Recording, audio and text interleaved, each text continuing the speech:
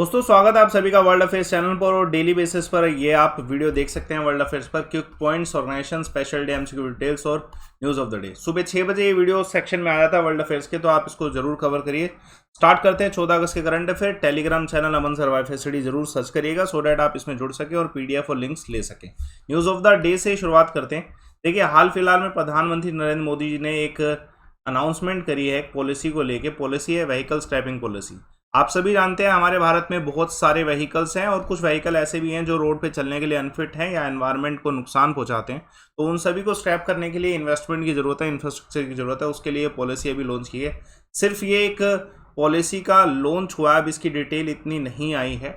ये लॉन्च हुआ कहाँ पे था? गुजरात में एक इन्वेस्टर समिट हुआ, उसमें वीडियो कॉन्फ्रेंसिंग के थ्रू नरेंद्र मोदी जी ने जो है इसे अनाउंस किया है। तो इंपॉर्टेंट है। बाकी इसकी डिटेल आते हैं मैं इसको कवर करूंगा। क्वेश्चन देखिए आप सभी के सामने।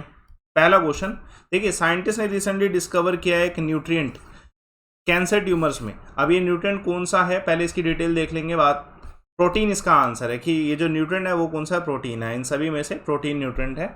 अब ये प्रोटीन न्यूट्रिएंट का क्या काम है, कैंसर कैसे बनता है, ये सब चीज़ें हमें पता होनी चाहिए। देखिए, पहली बात तो ये डिस्कवरी की गई है। साइंटिस्ट कौन है? वेलकम सेंगर इंस्टीट्यूट के जितने भी वैज्ञानिक हैं उनके द्वारा किए गए। यूनिवर्सिटी ऑफ कैम्ब्रिज और हार्वर्ड यूनिवर्सिटी के अंडर ये आता है। इनके द्वारा खोजा गया कि कुछ प्रोटीन होते हैं जो कि कैंसर टिश्यू बनाते हैं। अगर उन प्रोटीन्स को अगर उन प्रोटीन्स को ही ट्रीट कर लिया जाए तो कैंसर जो है वो ठीक हो सकता है, उसका ट्रीटमेंट पॉसिबल है। It may now be possible to treat the cancer by treating this protein. अगर हम इस प्रोटीन को ही ट्रीट कर लें, तो वो डेफिनेटली क्या है, कैंसर को ट्रीट करने के काम आएगा। जो कॉमन कैंसर है, ब्रेन, ब्लड, स्किन और किडनी के कैंसर जो बेसिकली रैपिडली स्प्रेड हो रहे हैं, उसको ट्रीट किया जा सकता है। इसको पब्लिश कहाँ पे किया गया? जर्नल मॉलिक्यूलर सेल जो है इस में पब्लिश किया गया था, रिसर्च में पब्लिश किया गया था। इंपॉर्टेंट क्वेश्चन आने के चांसेस हैं। चलिए एक और क्वेश्चन देखें। Name the editor of the book. Book का नाम क्या है? Accelerating India 7 year of Modi government. ये इस किताब जो है, इस बुक के एडिटर कौन है? तो आंसर है केजे अल्फोंस इसके एडिटर है। अब इसे लॉन्च किसने किया था, पहले इसकी डिटेल देख लेते हैं। इसको लॉन्च किया गया था vice president of India Venkaiah Naidu ji के द्वारा इसे लॉन्च किया गया था। ये एड्रेस किया था श्री वेंकैया नायडू जी ने, honourable vice president of India, और इस बुक को लॉन्च किया। और इस बुक में इन्होंने बहुत सारी चीज़ों का डिस्कशन किया है। सबसे पहला डिस्कशन इन्होंने क्या किया है कि हमारा देश में 75th ईयर ऑफ इंडिपेंडेंस है, तो क्या क्या अचीवमेंट की जा चुकी हैं। 25 सेक्टर पे डिस्कशन हुआ है। और इसके जो एडिटर हैं, अभी मैंने आपको बताया, श्री केजे अल्फोंस है, मेंबर ऑफ राज्यसभा। और भी पब्लिशिंग हाउस के ऊपर क्वेश्चन आ सकता है। तो याद रखिएगा किसने इसे अनाउंस किया, वेंकैया नायडू जी ने। इसके एडिटर कौन है? केजे अल्फोंस है। इंपॉर्टेंट क्वेश्चन है, बन सकता है। चलिए एक और क्वेश्चन देखते हैं। हमारे भारत का जो national institute of ocean technology है, इसने किस ऑर्गेनाइजेशन के साथ मोमेरेंडम साइन किया है? और मोमेरेंडम साइन किसके लिए किया है वो मैं अभी आपको बताता हूँ। हमारे भारत में जो मॉनसून एनालिसिस होता है ना, उसके ऊपर, कि उसमें थोड़ी सी डेवलपमेंट हो सके। तो इन्होंने ये मोमेरेंडम साइन किसके साथ किया है? National oceanic and atmospheric administration के साथ किया है। ये जो ऑर्गेनाइजेशन है national institute of ocean technology, ये इंडिया की ऑर्गेनाइजेशन है। और national oceanic and atmospheric administration ये अमेरिका की ऑर्गेनाइजेशन है। तो यानी कि मोमेरेंडम इंडिया और अमेरिका के बीच में हुआ। तो मोमेरेंडम किसके बीच में हुआ? इंडिया और अमेरिका के बीच में हुआ है कि हम अपने जो वेदर और मॉनसून फोरकास्ट हैं उसको और बेहतरीन बना सकें। एग्रीमेंट किसके बीच में हुआ है? पहली ऑर्गेनाइजेशन इंडिया की, national institute of ocean technology, और दूसरी ऑर्गेनाइजेशन अमेरिका की, national oceanic and atmospheric administration. और पर्पस क्या होगा कि जो हमारे भारत में जो फोरकास्ट है, मॉनसून फोरकास्ट, उसको और बेहतरीन तरीके से लाया जा सके। तो इंपॉर्टेंट क्वेश्चन है, आ सकता है। चलिए एक और क्वेश्चन देखते हैं, महत्वपूर्ण सवाल। 130th एडिशन जो है वर्ल्ड थर्ड ओल्डेस्ट डोरेंट जो कप है, किससे संबंधित है? ये डोरेंट कप आप सभी जानते हो कि ये फुटबॉल का कप होता है। फुटबॉल कप होता है। और ये इसका एडिशन जो है कहाँ पे ऑर्गेनाइज किया गया? 130th जो एडिशन है ये कहाँ पे ऑर्गेनाइज किया गया? तो याद रखिएगा ये एडिशन इंडिया में कोलकाता में ऑर्गेनाइज किया गया। डोरेंट कप बहुत फेमस है। फेमस होने के बहुत सारे कारण हैं। पहला कारण कि ये कप दुनिया का थर्ड ओल्डेस्ट जो है ना फुटबॉल कप है। और अगर दुनिया का बोला जाए तो थर्ड है, और अगर एशिया का बोला जाए तो फर्स्ट ओल्डेस्ट कप। ये एशिया का सबसे ओल्डेस्ट कप यही है, और पूरे ऑल ओवर द वर्ल्ड कहा जाए तो थर्ड ओल्ड जो है ना फुटबॉल कप है। इंपॉर्टेंट क्वेश्चन इसलिए आ सकता है। ये जो ऑर्गेनाइज किया गया है 130th एडिशन। ये कहाँ पे ऑर्गेनाइज किया गया? कोलकाता, वेस्ट बंगाल में। सितंबर 5 से 21 अक्टूबर तक ये होने वाला है, ठीक है। और इसे कौन ऑर्गेनाइज करेगा? Football Federation of India organise करेगा और government of West Bengal organise करेगा। देखिए, इस कप को जो शुरुआत में लाया गया था ना, पहली बार फर्स्ट एवर इसको कप को जो ऑर्गेनाइज किया गया था ना, हिमाचल प्रदेश में 1888 में ऑर्गेनाइज किया गया था। इतिहास है इसका, 1888 में ऑर्गेनाइज किया गया था। किसके द्वारा ऑर्गेनाइज किया गया था? ठीक है, नेम्ड आफ्टर व्हाट? ठीक है, मोर्टिमर डोरेंट के नाम पर, तो इसलिए इसका नाम क्या पड़ा? ठीक है, डोरेंट कब इसका नाम बना? उसके मतलब ये जो मोर्टिमर डोरेंट थे, ये कौन थे? फॉरेन सेक्रेटरी थे, ठीक है, इंडिया में उस समय। इंपॉर्टेंट क्वेश्चन है, पूछा सकता है। Foreign secretary in charge of India at that time, ठीक है, उस समय। और ये इन्होंने ये जो डोरेंट कप ऑर्गेनाइज किया था ना, उस समय ब्रिटिश सोल्जर्स के फिटनेस को ध्यान रखने के लिए कि वो फिटनेस रहे उनकी, इसलिए उन्होंने एक कप ऑर्गेनाइज किया। उसके बाद धीरे धीरे ब्रिटिश सोल्जर से सिविलियंस का एक खेल बन गया, ठीक है, पूरा कप बन गया डोरेंट कप, जो बड़ा फेमस है फुटबॉल के लिए, ठीक है। मोस्ट सक्सेसफुल टीम इसमें ईस्ट बांग्ला और मोहन बगान टीम है, जो डोरेंट कप में बहुत बार जीती है। तो इंपॉर्टेंट क्वेश्चन आ सकता है फुटबॉल के ऊपर, ठीक है। हाल फिलहाल में जेके टायर इंडस्ट्री लिमिटेड के ब्रांड एम्बेसडर किसे घोषित किया गया? देखिए, बहुत आसान है, ठीक है, नारायण कार्तिकेयन को घोषित किया गया। आप सभी जानते हैं नारायण कार्तिकेयन कौन है, ठीक है। He is the first Indian to be the part of Formula 1 driver racing, और पद्मश्री अवार्ड इन्हें मिल चुका है। यह अनाउंसमेंट रघुपति, ठीक है, सिंघानिया जो हैं, ये चेयरमैन एंड मैनेजिंग डायरेक्टर हैं जेके टायर इंडस्ट्री के, इन्होंने इस चीज़ को अनाउंस किया ऑब्वियसली, ठीक है। ऐसा रिप्रेजेंटेशन यही दे सकते हैं, ठीक है। तो इम्पोर्टेंट, बड़ा प्यारा क्वेश्चन और आने के चांसेस 100%। इसके 2 क्वेश्चन है इसी एक रिपोर्ट के ऊपर, ठीक है।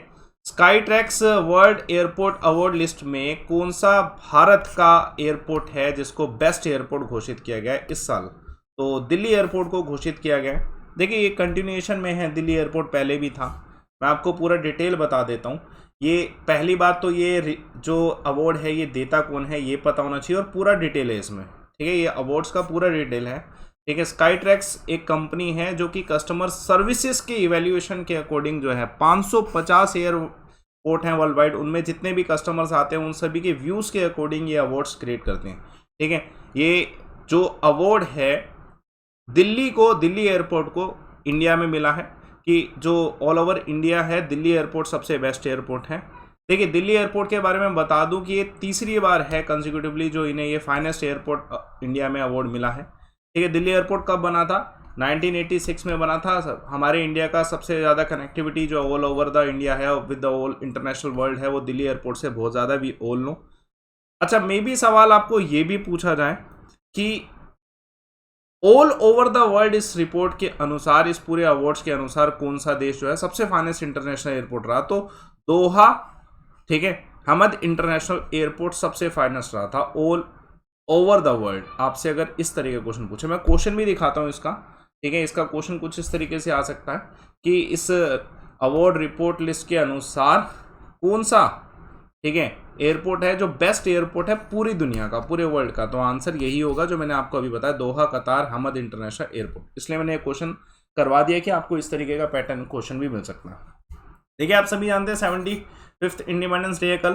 तो हमारे भारत का इस बार का थीम क्या है? Nation first always first. 100% आने के चांसेस है ऐसे क्वेश्चन के। डेफिनेटली हमारे देश का ये जो इंडिपेंडेंस डे का सेलिब्रेशन थीम है, nation first always first theme है। और जो स्पेशल जो गेस्ट होंगे वो हमारे ओलंपिक के प्लेयर्स होंगे, ठीक है। चलिए, तो इम्पोर्टेंट क्वेश्चन है, आने के चांसेस, बड़ा प्यारा क्वेश्चन इन्फॉर्मेटिव भी है। हाल फिलहाल में नाबार्ड, जम्मू कश्मीर जो ग्रामीण बैंक है, इन दोनों ने किस बैंक के साथ मिलके जॉइंट लायबिलिटी ग्रुप फाइनेंसिंग का मेमोरेंडम साइन किया है? तो ये है स्टेट बैंक ऑफ इंडिया। तो 3 ऑर्गेनाइजेशन है, नाबार्ड, जम्मू कश्मीर ग्रामीण बैंक और स्टेट बैंक ऑफ इंडिया। अब ये जो पूरा मेमोरेंडम है ये किस लिए है? कि जो जॉइंट लायबिलिटी ग्रुप्स होते हैं, बहुत सारे ऐसे लोग होते हैं, जैसे हमारे, अगर मैं जम्मू कश्मीर की बात करूं एज ए यूनियन टेरिटरी, बहुत सारे ऐसे लोग हैं, माइग्रेंट्स हैं, जिनके पास अपनी खुद की लैंड होल्डिंग नहीं है। तो उन सभी को इस ग्रुप में रखा गया है जिनको फाइनेंसिंग की रिक्वायरमेंट होती है।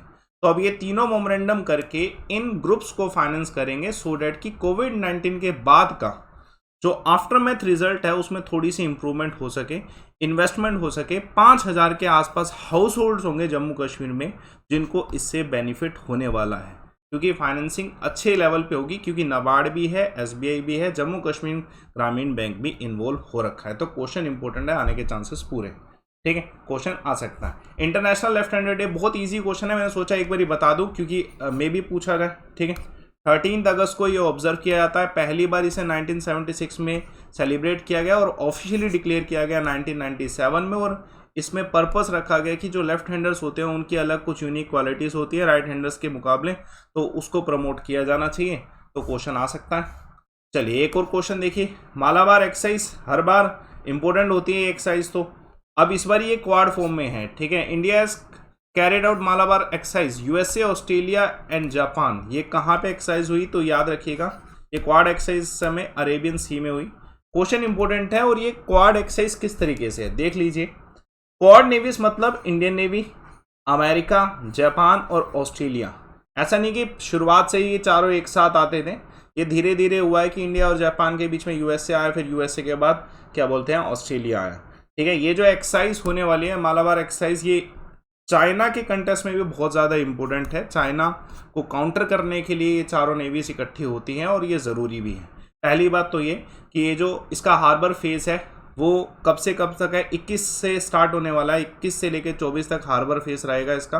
और जो सी फेज है इसका 25 से लेकर 29 रहने वाला है, ठीक है। अगर इसके इतिहास की बात करें तो 2018 में ये एक्सरसाइज हुई थी, उसमें US navy as a participate किया था, जापान ने भी और इंडिया ने तो किया ही था। उसके बाद ऑस्ट्रेलिया ने भी पार्टिसिपेट किया और अब चारों इस बार चारों के चारों पार्टिसिपेट कर। इंपॉर्टेंट है ये पार्टिसिपेटिंग नेवीज के, ठीक है, वॉरशिप्स हैं, ये आप जरूर रीड करिए अगर आपको रीड करने में भी क्वेश्चन एक आधा आए। इंडिया से पूछा जा सकता है आईएनएस शिवालिक किसका भाग बनेगा, तो ये सब क्वेश्चन आपके आ सकते हैं, जरूर रीड करेंगे, ठीक है। चीफ इलेक्शन कमीशन जो कमिश्नर है भारत के, उन्होंने 11th एनुअल मीटिंग जो है इसको होस्ट किया, इनोग्रेट किया। अब ये मीटिंग किस चीज़ पे है देखिए, ये एग्जैक्टली जो मीटिंग है ना, जो हमारे सार्क कंट्रीज है उनके इलेक्शन बॉडीज़ की मीटिंग होती है। मैं इसका इतिहास बताता हूँ। सवाल इधर कह रहे चीफ इलेक्शन कमिश्नर कौन है, तो सुशील चंद्रा है। आसान क्वेश्चन है, क्वेश्चन की दिक्कत नहीं है, इसमें आपको डिटेल इस चीज़ की पूछी जा सकती है कि ये जो पूरा फोरम है, फोरम ऑफ इलेक्शन, ये बहुत इंपॉर्टेंट क्वेश्चन बन सकता है, ठीक है। Forum of election management bodies of south Asia, ये एग्जैक्टली सार्क कंट्रीज़ के द्वारा बनाया गया था, ठीक है। जब सार्क कंट्रीज़ की मीटिंग हुई थी 2012 में, तो इन्होंने एक पूरा फोरम बनाया इलेक्शन बॉडीज़ का, जितने भी सार्क कंट्रीज़ हैं उसका। इस बार 11th एनुअल मीटिंग था, जिसको किसने होस्ट किया था, हमारे भारत के चीफ इलेक्शन कमिश्नर, ठीक है, सुशील चंद्रा जी ने इसे इस बार होस्ट किया था।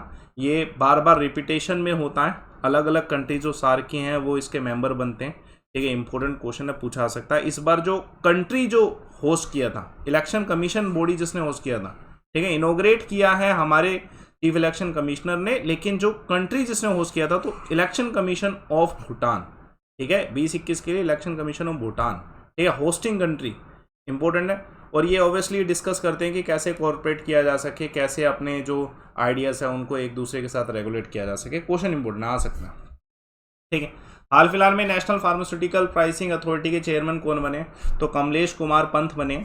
इंपॉर्टेंट है, क्वेश्चन आने के चांसेस होते हैं अपॉइंटमेंट्स के। ये सीनियर ब्यूरोक्रेट हैं जो कि 1993 बैच के ऑफिसर है हिमाचल प्रदेश कैडर के, और इनको हाल फिलहाल में, ठीक है, अपॉइंट किया गया एज अ, ठीक है, फार्मास्यूटिकल प्राइसिंग एजेंसी के हेड। और इससे पहले कौन थे, ठीक है, सुब्रास जो सिंह है, इससे पहले थे 2018 से, ठीक है। एक और question, chief executive officer NPCI Bharat bill limited के कौन बने, तो आंसर है नुपुर चौधरी जी, ठीक है। देख सकते हैं आप इमेज में इसलिए लगा रहा हूँ, कुछ बच्चों का कल कमेंट था कि आप इमेजेस भी लगा दीजिए, पर्सनैलिटी जो बनती है अपॉइंट होती हैं। तो एनपीसीआई अपॉइंट कर रहा है नुपुर चौधरी को as a NPCI Bharat bill pay, ठीक है, चीफ एग्जीक्यूटिव ऑफिसर की तरह। तो एनपीसीआई भारत बिल पे जो है ये फुली ओन सब्सिडी है किसकी सी, एनपीसीआई की, ठीक है। इंपॉर्टेंट क्वेश्चन है, और ये कब से स्टार्ट हुई, 1 अप्रैल 2021 से ही स्टार्ट हुई है। और ये जो सब्सिडरी है ये हमारे कस्टमर सर्विसेज जो हैं बिल पे करने की, उसको बहुत आसान कर देगी, ठीक है, लो कॉस्ट होगा इसमें। तो किक पॉइंट्स देखते हैं आज के, बहुत इंपॉर्टेंट है किक पॉइंट्स, इसको मैं और भी एक्सप्लेन करने वाला हूँ। पहला भारत का वाटर प्लस सिटी कौन सा बना, तो इंदौर बना, ठीक है। Rajiv Gandhi award in IT sector किस स्टेट ने अनाउंस किया, महाराष्ट्र ने अनाउंस किया, ठीक है। 7 नेशनल अवार्ड अंडर वन धन योजना जो है ये किसको मिला, नागालैंड स्टेट को मिला, ठीक है। तो आप ये डिटेल ऐसी, ये जो क्लास है डेली सुबह 6 बजे वर्ल्ड अफेयर्स पे आ जाती है, तो आप वीडियो सेक्शन में जाके इसे जरूर देखा करें और टेलीग्राम चैनल जरूर ज्वाइन करें सो डैट आपको इसका पीडीएफ मिले और अन्य क्लासेस का भी लिंक मिल सके। ठीक है, टेलीग्राम चैनल का नाम है अमन सर वाइफ स्टडी, सर्च करिए सबसे ऊपर आपको मिल जाएगा। ठीक है, फ्री क्लासेस आपकी अनअकैडमी पे अवेलेबल है। अमनदीप शर्मा सर्च करिए, प्रोफाइल फॉलो करिए और जुड़िए मेरे 10 बजे वाली क्लास से। फ़ायदा होगा आपको। रेफर कोड लाइव अमन यूज़ करिएगा। जैसे आप मुझसे कोर्सेज में पढ़ना चाहते हैं या अन्य टीचर से, आप एसएससी या किसी अन्य गोल में गोल सिलेक्ट करिए, गेट क्लिक करिए। जब आप इधर रेफर कोड लगाएंगे लाइव अमन तो मंथ सिलेक्ट करिए। जब आप मंथ सिलेक्ट करेंगे तो ऑटोमेटिकली 24 मंथ पे आपको 1 साल फ्री मिलेगा। आपकी सबसे कम फीस 24 मंथ में ही होती है। एक चीज़ का ध्यान रखिए कि आप ये रेफर कोड लाइव अमन जरूर लगाएं हैव रेफर कोड में, सो डैट आपको डिस्काउंट मिल सके, ऑफर मिल सके, सारे टीचर्स अवेलेबल हो सके। सब कुछ जो अनअकैडमी पे है उसका वन शॉट सॉल्यूशन लाइव अमन रेफर कोड है। ठीक है, लगाइए। अनअकैडमी कॉम्बैक संडे को होता है 12 बजे। रेफर कोड लाइव अमन है। इस टेस्ट में आपको 50 मिनट में 40 क्वेश्चन सोल्व करने होते हैं। अच्छा स्कोर आए तो आपको रैंक्स मिलती हैं और कुछ ठीक है ऑफर्स भी हैं जो आपको मिल सकते हैं इफ़ यू आर लकी, तो वो भी आपके लिए अवेलेबल है। आप अनअकैडमी संडे 12 बजे आ सकते हैं। फ्री टेस्ट सीरीज आपकी ऐप पे अवेलेबल है and utilise this option also. ठीक है, फ्री टेस्ट सीरीज का ऑप्शन। तो धन्यवाद आप सभी का। सेशन को लाइक करिए, शेयर करिए, चैनल को सब्सक्राइब करिए और डेली बेसिस पे सुबह 6 बजे वर्ल्ड अफेयर्स पे ये वीडियो आता है। रेगुलर देखेंगे तो आपका ज़्यादा फायदा होगा। Thanks a lot for watching.